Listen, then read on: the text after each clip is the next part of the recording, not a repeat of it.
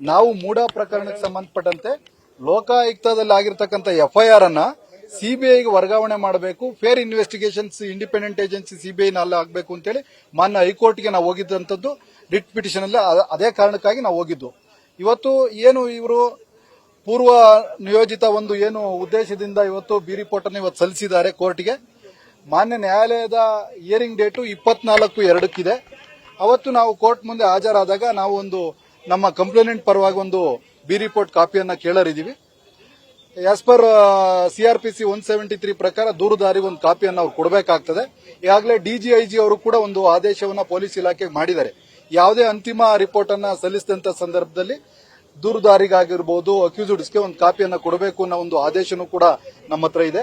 ಈ ಎಲ್ಲ ಆಧಾರದ ಮೇಲೆ 24/2/2025 ಹಿಯರಿಂಗ್ ಡೇಟು ಮಾನ್ಯ ಜನಪ್ರತಿನಿಧಿ ನ್ಯಾಯಾಲಯದ ಮುಂದೆ ನಮ್ಮ ದೂರುದಾರರು ನಾವು ಅಪಿಯರ್ ಆದಂತಹ ಸಂದರ್ಭದಲ್ಲಿ ಅಂತಿಮ ವರದಿ ಏನು ಬಿ ರಿಪೋರ್ಟ್ ಅನ್ನು ಸಲ್ಲಿಸಿದ್ದಾರೆ, ಆ ರಿಪೋರ್ಟ್ ಅನ್ನು ನಾವು ಕೈಗೆತ್ತಿಕೊಂಡು ಆ ರಿಪೋರ್ಟ್ ನಲ್ಲಿ ಯಾವ ಕನ್ಕ್ಲೂಷನ್ಗೆ ಬಂದಿದ್ದಾರೆ, ಯಾವ ದಾಖಲಾತಿಗಳ ಮೇಲೆ ಎನ್ಕ್ವೈರಿಯನ್ನು ಮಾಡಿದ್ದಾರೆ, ಏನು ಮಾಜರನ್ನ ಮಾಡಿದ್ದಾರೆ, ಯಾವ ದಾಖಲಾತಿಗಳ ಆಧಾರದ ಮೇಲೆ ಕನ್ಕ್ಲೂಷನ್ಗೆ ಬಂದು ರಿಪೋರ್ಟ್ ಅನ್ನು ಸಲ್ಲಿಸಿದ್ದಾರೆ ಅನ್ನೋದನ್ನ ನಾವು ಗಮನಿಸಿ ಆಮೇಲೆ ಮುಂದಿನ ನಿರ್ಧಾರ ನಾವು ಮಾಡಿರಿದ್ವಿ.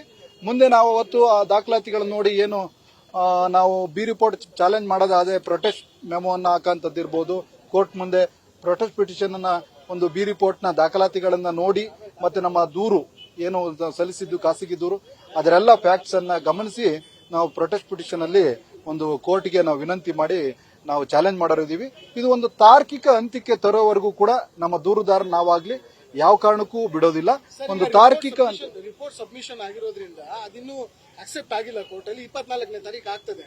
ನೀವು ಹೈಕೋರ್ಟಿಗೆ ಹೋಗಿದ್ರಿ ಸಿಬಿಐನ ಎನ್ಕ್ವೈರಿನ ಕೇಳ್ಕೊಂಡು. ಈಗ ಸಿಬಿಐ ಎನ್ಕ್ವೈರಿ ಅವಶ್ಯಕತೆ ಇಲ್ಲ ಅಂತ ಹೈಕೋರ್ಟ್ ಅಭಿಪ್ರಾಯ ಪಟ್ಟಿರೋದ್ರಿಂದ ಮುಂದೆ ನಿಮ್ಮ ಲೀಗಲ್ ಫೈಟ್ ಹೇಗಿರುತ್ತೆ? ನೀವು ಇದನ್ನ ಸುಪ್ರೀಂ ಕೋರ್ಟಿಗೆ ಅಪ್ರೋಚ್ ಮಾಡೋ ಸಾಧ್ಯತೆ ಇದೆಯಾ, ಹೇಗೆ ಅಂತ?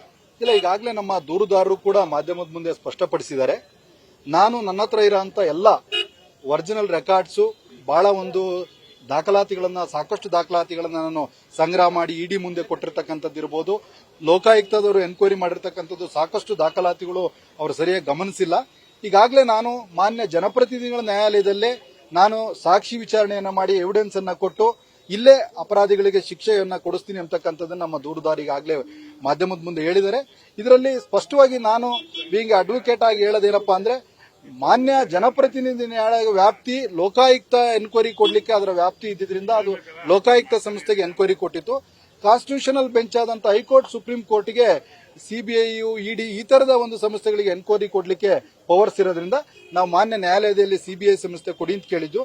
ಮಾನ್ಯ ನ್ಯಾಯಾಲಯ ಲೋಕಾಯುಕ್ತ ಸಂಸ್ಥೆ ಮೇಲೆ ವಿಶ್ವಾಸವನ್ನ ಇಟ್ಟು ಒಂದು ಫೇರ್ ಇನ್ವೆಸ್ಟಿಗೇಷನ್ ರಿಪೋರ್ಟ್ ಅನ್ನ ಕೋರ್ಟಿಗೆ ಕೊಡ್ತಾರೆ ಅಂತೇಳಿ ಮಾನ್ಯ ನ್ಯಾಯಾಲಯ ಒಂದು ಸಂಸ್ಥೆ ಮೇಲೆ ವಿಶ್ವಾಸ ಇಟ್ಟಿದ್ದಕ್ಕೆ ನಾವು ಮಾನ್ಯ ನ್ಯಾಯಾಲಯದ ತೀರ್ಪನ್ನು ಒಪ್ಕೊಂಡು ಯಾವುದೇ ಅಪೀಲನ್ನ ಇದುವರೆಗೂ ಹೋಗಿರಲಿಲ್ಲ. ಈಗ ಮಾನ್ಯ ಲೋಕಾಯುಕ್ತ ಸಂಸ್ಥೆಯವರು ಒಂದು ಒಳ್ಳೆಯ ರಿಪೋರ್ಟ್ ಅನ್ನ, ಜನಸಾಮಾನ್ಯರು ಒಪ್ಪುವಂತ ರಿಪೋರ್ಟ್ ಅನ್ನ ಕೋರ್ಟ್ಗೆ ಸಲ್ಲಿಸೋದ್ರಲ್ಲಿ ವಿಫಲರಾಗಿದ್ದಾರೆ ಅಂತ ನನಗೆ ಇವತ್ತು ಕಾಣ್ತಾ ಇದೆ. ಅವರು ಸಲ್ಲಿಸಿರ್ತಕ್ಕಂಥ ಬಿ ರಿಪೋರ್ಟ್ ನೋಡಿದ್ರೆ ತರಾತುರಿಯಲ್ಲಿ ಅದು ಇವತ್ತು ಅವ್ರು ಹೇಳ್ತಾರೆ ನಮಗೆ ಕೊಟ್ಟಿರೋಂಥ ನೋಟಿಸ್ ಅಲ್ಲಿ ಇನ್ನೂ ಕೂಡ ನಮ್ಮ ಇನ್ವೆಸ್ಟಿಗೇಷನ್ ಮುಗಿದಿಲ್ಲ, ಇದು ಫೈನಲ್ ರಿಪೋರ್ಟ್ ಆದ್ರೂ ಕೂಡ ತಾತ್ಕಾಲಿಕ ರಿಪೋರ್ಟ್ ಆಗಿರ್ತದೆ, ಇನ್ನೂ ನಮ್ಮ ಇನ್ವೆಸ್ಟಿಗೇಷನ್ ನಡೀತಾ ಇದೆ, ಮುಂದೆ ಇನ್ನೂ ರಿಪೋರ್ಟ್ ಕೊಡ್ತೀವಿ, 50-50 ಸೈಟ್ಸ್ ಅನುಪಾತದ ಬಗ್ಗೆ ನಾವು ಇನ್ನು ಇನ್ವೆಸ್ಟಿಗೇಷನ್ ಮಾಡಿಲ್ಲ ಎಂಬತಕ್ಕಂಥ ಮಾತನ್ನು ಹೇಳಿದ್ದಾರೆ. ಹಾಗಾಗಿ ತರಾತುರಿಲಿ ಈ ತರ ಕೊಡುವಂತದ್ದನ್ನ ನೋಡಿದ್ರೆ ಏನು 4 ಜನ ದೂರುದಾರ ನಾವು ಕೇಳಿದ್ದು, ಸಿಎಂ ಅವರಿರ್ಬೋದು, ಅವರ ಪತ್ನಿಯವರು ಮಲ್ಲಿಕಾರ್ಜುನಯ್ಯನವರು ಇರ್ಬೋದು, ದೇವರಾಜ್ ಅವರ ಬಗ್ಗೆ ಅವರಿಗೆ ಕ್ಲೀನ್ ಚಿಟ್ ಕೊಡೋ ಉದ್ದೇಶದಿಂದಲೇ ಈ ಒಂದು ರಿಪೋರ್ಟ್ ಅನ್ನ ತರಾತುರಿಲಿ ಸಲ್ಲಿಸಿದ್ದಾರೆ ಎಂತಕ್ಕಂಥದ್ದು ಮೇಲ್ನೋಟ ಕಾಣ್ತಾ ಇದೆ. ಹಾಗಾಗಿ ಕ್ಲಿಯರ್ ಕಟ್ ಆಗಿದೆ. ಏನ್ ರಿಪೋರ್ಟ್ ತನಿಖಾ ರಿಪೋರ್ಟ್ ಕೊಟ್ಟಿದ್ದಾರೆ ಲೋಕಾಯುಕ್ತದವರು, ಇದರಲ್ಲಿ ಯಾವುದೇ ನ್ಯೂನತೆಗಳು ಕಾಣ್ತಾ ಇಲ್ಲ ಅಥವಾ ಪಾರ್ಟಿ ಪರವಾಗಿ ಮಾಡ್ತಾ ಇದ್ರೆ ಅಂತ ಕಾಣ್ತಾ ಇಲ್ಲ ಅಂತ ಹೇಳಿದೆ.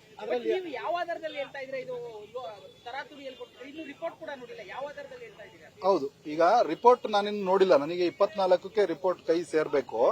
ನಾನು ಯಾವ ಆಧಾರದಲ್ಲಿ ಹೇಳ್ತಾ ಇದ್ದೀನಿ ಅಂದ್ರೆ, ಕೋರ್ಟ್ ಏನ್ ಹೇಳಿದೆ, ಜಸ್ಟಿಸ್ ನಾಗಪ್ರಸನ್ನ ಅವರ ಕೋರ್ಟು ಇವತ್ತು ಲೋಕಾಯುಕ್ತ ಸಂಸ್ಥೆ ಅದು ಒಂದು ಇಂಡಿಪೆಂಡೆಂಟ್ ಏಜೆನ್ಸಿ, ಅಲ್ಲಿ ಒಂದು ಗುಣಮಟ್ಟವಾದ ತನಿಖೆ ಈಗ ನಡೀತಾ ಇದೆ.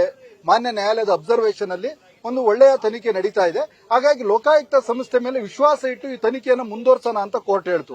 ನಾವು ಕೋರ್ಟ್ ಒಂದು ತೀರ್ಪಿಗೆ ಗೌರವ ಕೊಟ್ಟು ಮಾನ್ಯ ಲೋಕಾಯುಕ್ತ ಅವರು ಒಂದು ಚಾರ್ಜ್ ಶೀಟ್ ಅನ್ನ ಸಲ್ಲಿಸ್ತಾರೆ ಅಂತ ನಮ್ಮ ಒಂದು ದೂರುದಾರ ದಾಖಲಾತಿಗಳನ್ನ ಪರಿಶೀಲನೆ ಮಾಡಿದಾಗ ಮಾನ್ಯ ನ್ಯಾಯಾಲಯಗಳು ಕೊಟ್ಟಿರತಕ್ಕಂಥ ತೀರ್ಪುಗಳ ಉಲ್ಲೇಖಗಳ ಆಧಾರದ ಮೇಲೆ ಚಾರ್ಜ್ ಶೀಟ್ ಸಲ್ಲಿಸ್ತಾರೆ ಅನ್ನೋ ಒಂದು ವಿಶ್ವಾಸವನ್ನು ನಾವು ಇಟ್ಟಿದ್ದು. ಬಟ್ ಇವತ್ತು ಲೋಕಾಯುಕ್ತದವರು ಈ ಒಂದು ಪ್ರಕರಣದಲ್ಲಿ ಬಿ ರಿಪೋರ್ಟ್ ಅನ್ನು ಇವತ್ತು ಸಲ್ಲಿಸಿರೋದು ನೋಡಿದಾಗ ಎಂತರಿಗೂ ಕೂಡ ಅನಿಸ್ತದೆ ಒಂದು ಇಷ್ಟೊಂದು ದಾಖಲಾತಿ ಇರತಕ್ಕಂತ ಒಂದು ದೊಡ್ಡ ಸ್ಕ್ಯಾಮ್ ಇದು. ಇಲ್ಲಿ ನಾವು ಮಾನ್ಯ ಮುಖ್ಯಮಂತ್ರಿಗಳು ಅವರ ಪತ್ನಿಯ ವಿಚಾರವಲ್ಲ, ಇಲ್ಲಿ ಇವತ್ತು ಜನಸಾಮಾನ್ಯರು, ಸಾವಿರಾರು ಜನಸಾಮಾನ್ಯರು ಲೋಕಾಯುಕ್ತಗೆ ಮೂಡಾಗೆ ಅಪ್ಲಿಕೇಶನ್ ಅನ್ನು ಹಾಕಿ ಸೈಟ್ಗಾಗಿ ಅನೇಕ ವರ್ಷಗಳಿಂದ ಅಲಿದಾಡ್ತಾ ಇದ್ದಾರೆ. ಅವ್ರ್ಯಾರಿಗೂ ಸೈಟ್ ಸಿಕ್ಕಿಲ್ಲ. ಇವತ್ತು ಮಾನ್ಯ ನ್ಯಾಯಾಲಯ ಹೇಳಿದೆ ತೀರ್ಪಲ್ಲಿ, ಮಾನ್ಯ ನ್ಯಾಯಾಲಯ 14 ಸೈಟ್ ಅನ್ನ ಮಾನ್ಯ ಮುಖ್ಯಮಂತ್ರಿಯ ಪತ್ನಿಯವರು ರಿಟರ್ನ್ ಮಾಡಿದಾಗ ಮಾನ್ಯ ನ್ಯಾಯಾಲಯ ಅದರಲ್ಲಿ ಅಬ್ಸರ್ವೇಷನ್ ಅಲ್ಲಿ ಬರೆದಿದೆ, ನೀವು ಈ ಒಂದು ಸಂದರ್ಭದಲ್ಲಿ ರಿಟರ್ನ್ ಮಾಡ್ತಾ ಇರತಕ್ಕಂಥದ್ದು ಅನುಮಾನಕ್ಕೆ ಎಡೆ ಮಾಡಿಕೊಡ್ತಾ ಇದೆ, ಹಾಗಾಗಿ ಇದು ಒಂದು ತನಿಖೆಗೆ ಕೇಳ್ತಾ ಇದ್ದೀರಿ ಅಂತಕ್ಕಂಥದ್ದನ್ನ ತೀರ್ಪುಗಳಲ್ಲಿ ಉಲ್ಲೇಖ ಆಗಿದೆ. ಇವೆಲ್ಲದರ ಆಧಾರದ ಮೇಲೆ ನಾವು ಮಾನ್ಯ ನ್ಯಾಯಾಲಯ ಸಿಬಿಐ ಕೊಡುತ್ತೆ ಅನ್ನೋ ವಿಶ್ವಾಸ ಇಟ್ಟಿತ್ತು. ಮಾನ್ಯ ನ್ಯಾಯಾಲಯ ಲೋಕಾಯುಕ್ತ ಸಂಸ್ಥೆ ಮೇಲೆ ಒಂದು ವಿಶ್ವಾಸ ಇಟ್ಟು ಒಂದು ಉತ್ತಮ ರಿಪೋರ್ಟ್ ಅನ್ನ ಎಕ್ಸ್ಪೆಕ್ಟ್ ಮಾಡಿತ್ತು. ಆ ಒಂದು ಉತ್ತಮ ರಿಪೋರ್ಟ್ ಅನ್ನು ಕೊಡೋದ್ರಲ್ಲಿ ಲೋಕಾಯುಕ್ತ ಸಂಸ್ಥೆ ವಿಫಲವಾಗಿದೆ. ಆದ್ರೂ ಕೂಡ ನಾವೇನು ಧೃತಿಗೆಡೋದಿಲ್ಲ. ನಮ್ಮ ದೂರುದಾರರು ಬಹಳ ಕ್ಲಾರಿಟಿ ಆಗಿದ್ದಾರೆ.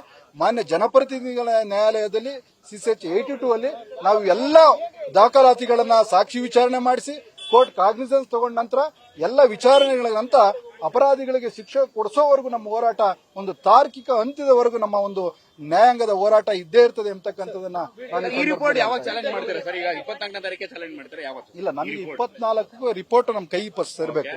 ರಿಪೋರ್ಟ್ ಅಲ್ಲಿ ಏನು ಐಒ ಕನ್ಕ್ಲೂಷನ್ ಬಂದಿದ್ದಾರೆ ನೋಡಬೇಕು.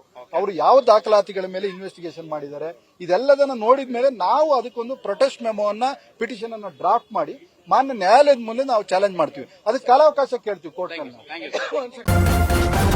ನ್ಯೂಸ್ ಫಸ್ಟ್ ನಿರ್ಭೀತಿಯಿಂದ ನಿಮ್ಮ ಪರವಾಗಿ.